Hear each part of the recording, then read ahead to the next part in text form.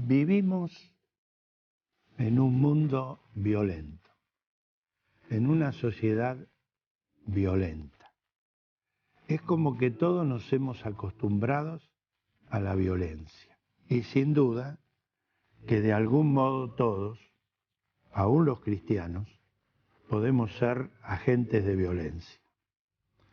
En este programa, que como ustedes se imaginarán, lo preparamos con el entrevistado pensando y conversando un poco del tema que vamos a tratar, estoy particularmente impactado por la conversación que tuve con la invitada en esta oportunidad, y te pido por favor que te quedes porque vas a escuchar algo que te va a hacer muy bien justamente sobre el tema violencia.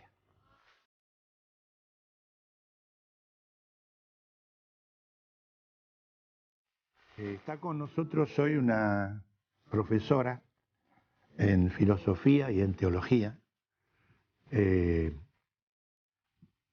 Ella es una mujer joven que tiene un testimonio para contar, además de abordar como profesional el tema violencia en los distintos estamentos donde se manifiesta. Ella misma tiene una historia de violencia como testimonio que seguramente va a impactar a nuestra audiencia de este día. María Fernanda Martins, bienvenida. Gracias. Que Dios te bendiga. Gracias. Como decía hace un momento, conversando previamente, me contabas algunas cosas. Vos sos mamá de ¿cuántos hijos? 6 hijos. 6 hijos. ¿Y ningún esposo? No. O sea, el papá de los hijos no está. No, el papá de los hijos no está. ¿Por qué motivo? Nosotros padecimos violencia durante muchos años y llegado a un punto, hace varios años, empecé a denunciar la violencia en la que vivíamos y bueno, él fue excluido del hogar, todos estos procesos que quizás hace unos años no eran tan conocidos como son hoy. Claro. Hoy tenemos más acceso a un montón de cosas. Claro. Que, sumado a que vivíamos en un pueblo, la distancia también hace que las cosas sean más difíciles. ¿Dónde era? San Antonio de Areco. Ajá, la provincia de Buenos Aires. Claro, de todos modos hoy también la realidad es esta, ¿no? En Capital Federal se vive una realidad que cuando uno se va distanciando en kilómetros hacia el interior, las cosas resultan mucho más difíciles. Claro. Bueno, entonces empezamos a denunciar y la escalada de violencia se aceleró, como suele suceder en estos casos, y sin la estructura necesaria desencadenó en un hecho mucho más violento que fue el prendió fuego a nuestra casa. Ajá. Ahora, quisiera integrar dos realidades de tu vida, porque sos una mujer joven, has vivido cosas tremendas. Es decir, te casás y tenés 6 hijos. Sí.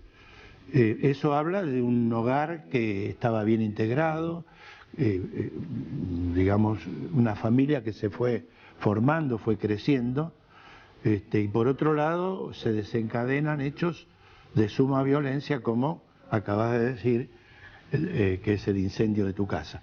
Antes que nada te pregunto, háblame de tus hijos. ¿Cuántos hijos tenés? ¿Qué edades tienen? ¿Cómo están? Sí, tengo bien. El mayor es Manuel, tiene 24 años, le sigue Tomás con 22, Candela con 18, Benjamín que tiene 14, María Paz que tiene 11 y Eugenia 9 años. Bien, ¿están todos contigo? Están todos conmigo. Esto usted decía, ¿no? Una realidad que parecía una familia que se estaba formando. Sí. Parecía. ¿No?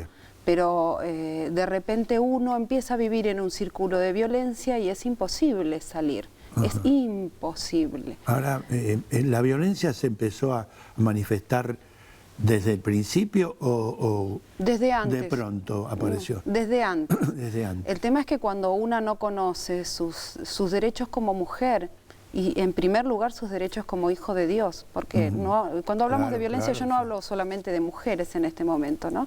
Sino de la violencia que padecemos todos y que padece la sociedad en general. En los casos de violencia del hombre contra la mujer, estadísticamente, una mujer tarda 11 años en promedio para empezar a denunciar. Entonces esto de haber formado una familia aparentemente normal no es tan así, ¿no? Y son las apariencias que se guardan. Pasa también por la negación, por todos estos mecanismos que se activan cuando uno está viviendo una situación de violencia. Claro, lo que uno ve en este tiempo,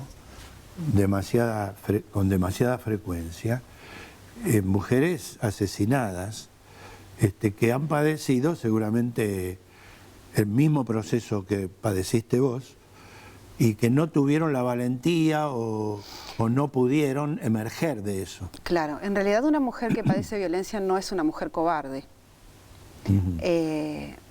Al contrario, y no es una mujer débil tampoco. Es una mujer fuerte que utiliza sus fuerzas mal encaminadas en resistir, en soportar, en tratar de que en contener la situación, ¿no? Para que no desborde, teniendo miedo siempre de que el violento haga algo por causa de ella. Claro. Ahora, el problema cuando una mujer empieza a denunciar, y esto yo lo he vivido durante todos estos últimos años, después de mis primeras denuncias, es enfrentarse con la comunidad a la que pertenece, con la sociedad y con las instituciones que, aunque parecieran funcionar muy bien y saben hablar del tema, en realidad no es tan así. No es tan así. No, y es más, si nosotros hoy pensamos dentro de nuestras iglesias, si tenemos, como era nuestro caso, un par de líderes trabajando dentro de la iglesia, y después de unos años de trabajo en conjunto a la mujer se le ocurre denunciar esto que nadie veía, termina siendo una molestia para todos, ¿no? Claro. Porque es molesto. Quien denuncia pasa a ser el problema. Entonces, sí, lo que se nota es que aún la denuncia, o si se atreven a denunciar, en una palabra, que los recursos que una mujer o una familia tienen son muy débiles en relación con la cantidad de casos trágicos que uno se entera. claro. Por otro lado, vos hablás en plural, hablás de violencia que padecíamos. ¿Eso incluía a tus hijos? Nunca los excluye, porque Claro. ser testigos de violencia ya es padecerla. Claro. ¿No? Entonces, cuando Aunque hablamos, ellos no recibían maltrato. aunque no la reciban, la están viviendo. Claro. Esto es lo mismo que cuando hablamos en el caso de abuso infantil, un niño que es expuesto, ¿sí? No es necesario que sea abusado, si es Claro, expuesto, claro, por supuesto. la está padeciendo. Sí, sí. Entonces, no se puede hablar de una parte solamente cuando la otra parte está siendo testigo, Claro. ¿no? Y en concreto, en los casos de violencia, y esto es algo que tenemos que tomar conciencia todos, Sí. no solamente porque estamos acostumbrados por ahí a decir, bueno, en una situación de violencia está el violento, el victimario y las víctimas, Sí. o la víctima, ¿no? Pero son tres partes en una relación de violencia. Está el victimario, están las víctimas, sea por padecerlo o por ser testigos, Sí. y está la comunidad en la que están inmersos. Ajá. La comunidad es parte La comunidad es parte también. de la problemática ¿En violencia. qué forma? Y en primer lugar, como digo, cuando son testigos y cuando se empieza a denunciar, un poco por ignorancia, Sí. un poco por omisión. Indiferencia. Sí, El gran tema me parece que en general es la indiferencia, ¿no? es la indiferencia, que cuando llegamos a comunidades cristianas la indiferencia se traslada a omisión, ¿no? Claro. Porque estamos llamados Sí, a sí. trabajar por Sí. los papás, sobre todo en los hogares. Vos, Sí, perdóname, estabas en una comunidad católica claro, en esa etapa Sí. de tu vida, sí. ¿no es cierto? ¿Cuántos años conviviste con este hombre violento? 17 años. 17 años. Sí, o sea que yo me salí del promedio, me fue mucho más difícil. Claro. ¿Y ustedes eran miembros de una comunidad católica? Claro. ¿Y qué pasaba? No había herramientas y había desconocimiento. Una de las palabras que me sostuvo en un principio cuando comencé con la idea de los talleres fue la ignorancia de mi pueblo lo llevó a la perdición, ¿no?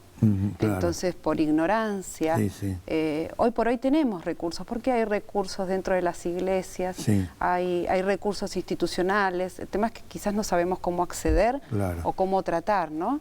Y esto que decía al principio también, ¿no? Esta recuperación de nuestra identidad como hijos de Dios, ¿no? Es una responsabilidad de las comunidades poder hacer nadie padece violencia porque quiere. No, claro. Dios no quiere la violencia para nadie, ni el soportar. Dios es amor. Precisamente, ¿no? Entonces, de repente, todo ese desconocimiento también lleva a que uno padezca, y esto también muy religioso de soportar, ¿no? Y que soportar nos hiciera más cristianos también, Claro, ¿no? ahora, claro, porque hay una creencia, un sentir de que el sufrir es bueno. Es decir, por supuesto que tenemos una cuota de sufrimiento inevitable que nos hace bien, no en este caso. También quiero decir que el haber pertenecido a una comunidad católica no quiere decir que en otras comunidades no exista también violencia, No. evangélica o lo que fuere. Totalmente. Pero vos trascendés, vos te convertís al Señor en un momento, y ahí cambian muchas cosas. Claro, claro. Pasa, en primer lugar, empiezo a conocer mis derechos y mi identidad de hija de Dios, ¿no? Bien. Eso que lo recalco siempre porque es una base fundamental. Fundamental. Yo lo veo en otras mujeres, ¿no? Para salir de situaciones extremas de violencia, Sí. aunque a veces parece increíble, pero hay casos tremendos que uno se cruza y puede tener el apoyo, la infraestructura, necesita la atención terapéutica, pero si no hay esta condición espiritual de recuperar la relación con Dios y la condición de hijo de Dios, es muy difícil. Claro. Es muy difícil, por eso la mayoría terminan muertas. Claro. ¿Y el incendio de tu casa es producto de qué? ¿De una pelea? ¿De, No, una crisis? ¿De un...? No, fue un intento de homicidio, es decir, él ya estaba excluido del hogar y se presentó un día, cortó la línea telefónica y prendió fuego la casa. ¿Y ustedes pudieron salvarse, digamos? Sí, solamente por obra de Dios, Claro, porque claro, sí, hay sí. cosas que son inexplicables y que lo único que puede explicarlo es la fe. De repente pasamos por el fuego y a nosotros no nos pasó nada, perdimos materialmente todo, pero ¿Eso fue en Areco? en San Antonio de Areco. Claro. Claro. ¿Y de tu actual esposo, porque está separada o Estoy está divorciada? divorciada. Pero él ahora, ¿qué actitud tiene? ¿Está preso? Él está preso por intento de homicidio. Sí. ¿Y hay alguna relación con los hijos? No, en este momento no lo hubo nunca, en 8 años. Esto fue Acá hace 8 años. surge otro problema, Surgen unos que cuantos. otro, yo digo uno. Es decir, este hombre en algún momento va a salir de la cárcel. Sí, sí, seguramente. Seguramente. Lamentablemente, hoy la realidad de las cárceles de hoy es que no proveen rehabilitación y mucho menos para estos casos. Va a salir igual o peor que como entró. Claro, ¿Y claro. cómo es tu cálculo a futuro? Es una pregunta fuerte, ¿no? Sí, es una pregunta fuerte y es algo muy difícil Que ayudará a muchas mujeres, porque esto que estás Claro. diciendo, imagínate, es un tema de rigurosa actualidad. Sí, es muy difícil comprenderlo y lleva un trabajo bastante... Esto lleva tiempo. Lleva tiempo. Yo siempre digo que salir de las situaciones de violencia llevan tiempo. Hay mujeres a las que estoy acompañando hace años para que puedan empezar a salir. Estás haciendo terapia con mujeres, ayudando. Acompañamiento. Acompañamiento. Y de repente estos años lleva un proceso muy largo en que hay que enfrentarse a un montón de cosas, antes de la denuncia incluso. Después de la denuncia es mucho más difícil todavía, Claro, porque claro. las instituciones que deberían funcionar o que permiten la denuncia después no funcionan tan aceitadamente. Claro. Está comprobado eso. Claro, claro. Entonces resulta muy difícil. Yo he acompañado con un tratamiento terapéutico, como dije, es necesario, pero lo principal es que el comprender que la violencia es alimentada por el miedo, ¿no? Entonces, en la medida que yo tengo miedo, el violento cobra poder. Claro. Si yo pierdo el miedo al violento, y ahí lo espiritual entra en juego muy fuerte, ¿no? Porque claro, creer en las promesas claro, de Dios es casi, perdón, inevitable no tener miedo, ¿no? es claro, sobre ¿Cómo todo haces porque para no tener miedo? una entra en todo un mecanismo tan complejo como perverso, en la cual el miedo y la culpa se van retroalimentando e Claro. impiden salir de ese círculo. Claro, En la medida claro. que una puede despegarse de esa culpa y dejar de sentir miedo, el violento pierde poder. Claro. Ahora, ¿vos trabajás en forma personal o tenés alguna institución, algún lugar donde mujeres que están padeciendo tu misma experiencia puedan recurrir? Yo recorro iglesias de distinta denominación, Te invitan. ofreciendo los talleres, me invitan Sí. iglesias. Bueno, desde que comencé los estudios en el Seminario Bautista, la Asociación de Mujeres Bautistas me convoca en los congresos y en los talleres que ellos dictan en distintas partes del país. Sí. Iglesias de otra denominación también me han convocado y en este momento me estoy congregando en Saddleback, Buenos Aires, Ajá. donde ahí también hay proyectos de inicio Claro, para... o sea que lo para tuyo tener- es a nivel personal, según requieran tus servicios, tu y ayuda. a donde me digan que vayan yo Claro. voy, porque bueno, esto es trasciende, ¿no? Incluso trasciende las iglesias. Me han convocado para lugares, para asociaciones que trabajan con problemáticas exclusivamente de Sí. género, y yo siempre planteo lo mismo, ¿no? Si bien no voy a ir a predicar a esos lugares, pero sí, es decir, no voy a ir a hablar, pero sí les voy a Claro. predicar de alguna manera que Claro, tu sin fe experiencia. no podés salir tan No, fácilmente. claro. No. Ahora hablábamos de los niños de la violencia. Sí. ¿Qué son los niños de la violencia? Cuando yo pensaba en este especie de título para esta entrevista, decía, se me ocurrió primero los hijos de la violencia. Los hijos de la violencia.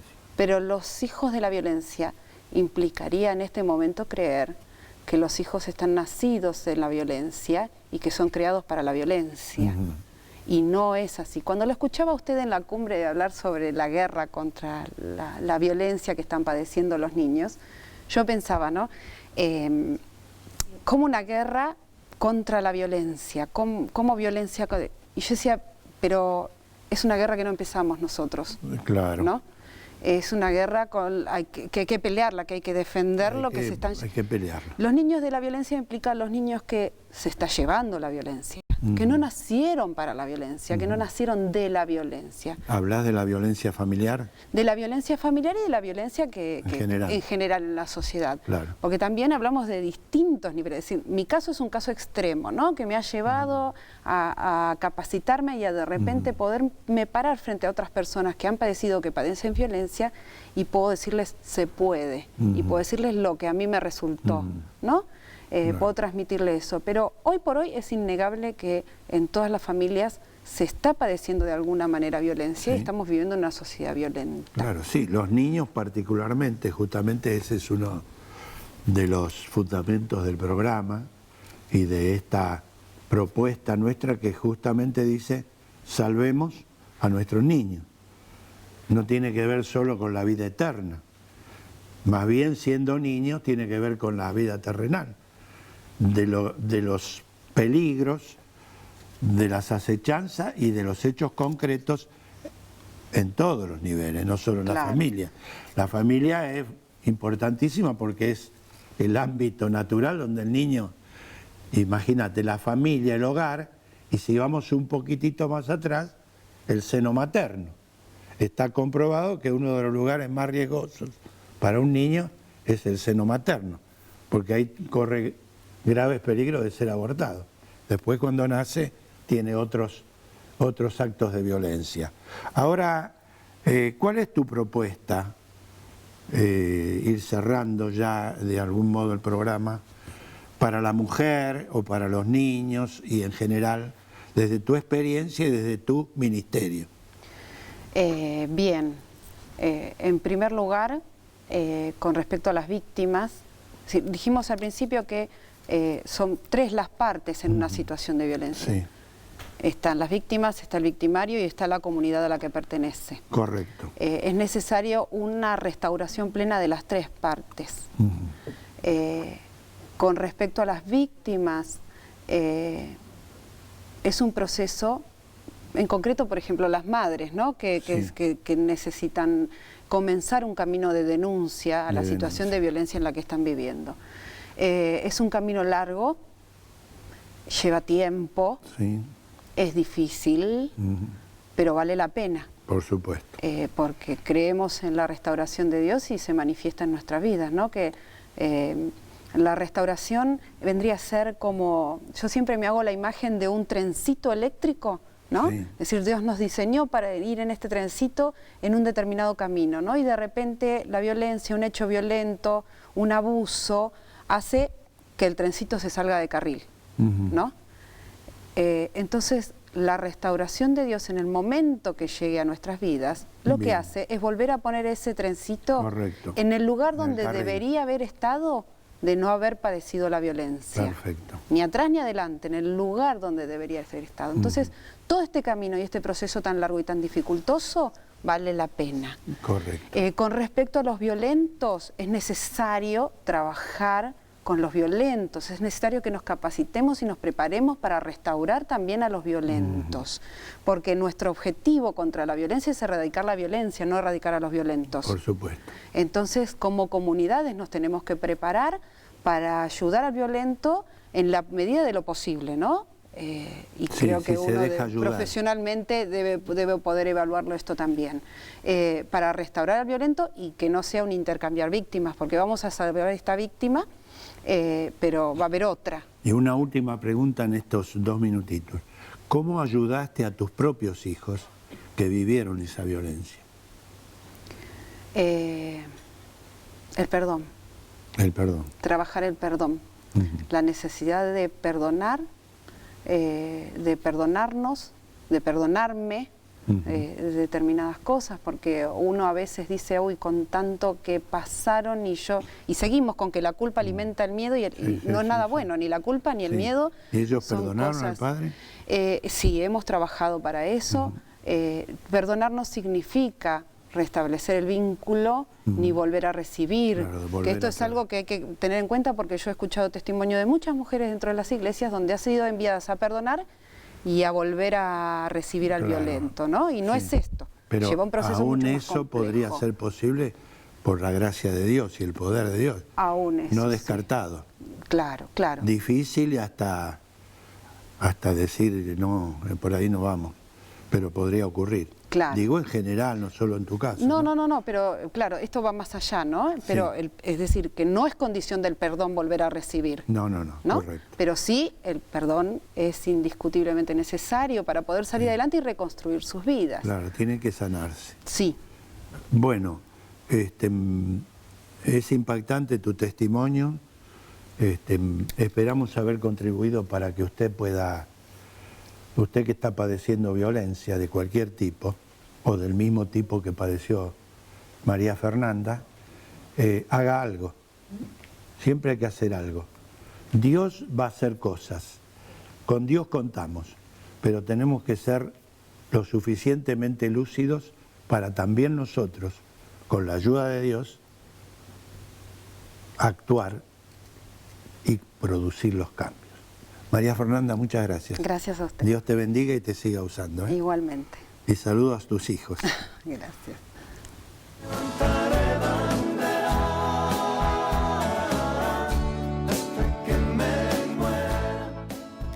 Tengo una palabra para los que naturalmente tenemos los recursos para intentar transformar esta realidad.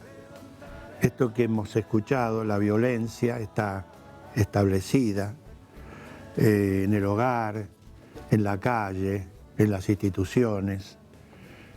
Aún muchas veces estamos enojados y violentos sin saber bien por qué. Y hacemos cosas los seres humanos de las que después nos arrepentimos. Pero yo quiero dejar un pensamiento en este marasmo, en este caos moral, espiritual en que estamos viviendo. ¿Quién marca la tendencia? ¿Quién marca la tendencia? Vio que hay un dicho antiguo que dice, donde va Vicente va la gente, antiguo, ¿eh?